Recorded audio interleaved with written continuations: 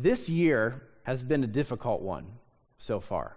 We have seen countries go at war.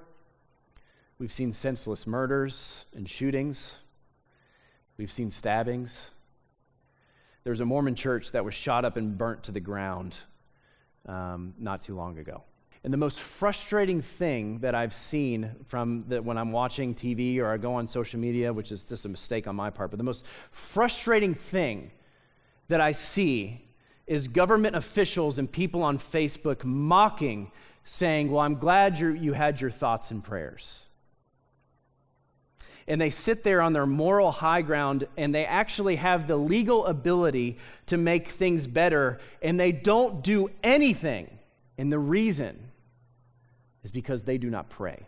They don't realize that the only reason people get off the couch and start doing good, they don't realize that when people start taking care of their neighbor or start doing kingdom work, and they don't realize that every not-for-profit that has ever started was because something bad happened and somebody prayed and said, God, what do you want me to do? In the early church, they did the exact same thing. Acts 2:42, we read it last week. And they devoted themselves to the apostles' teaching, to the fellowship, to the breaking of bread, and to the prayers. They devoted themselves to prayers. And then immediately after that, this is what it said, and they were selling their possessions and belongings and just distributing the proceeds to all who had need. And people say, how did they get to the point where they got off their couch or chairs or out of their house where they looked at their neighbor and said, you need something, I'm going to pray and I'm going to sell and I'm going to help you out. How do you get to that point?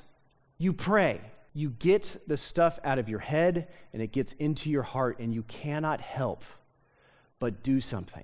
So if anybody says that prayers are not good enough, that is ridiculous. If we have a country that stops praying, we will stop doing everything. We will do nothing. So my question for our church, are you willing to do the hard work? Are you willing to do the great work? Is a better question. The only way that we will get out of these chairs and we will go do it is if we pray.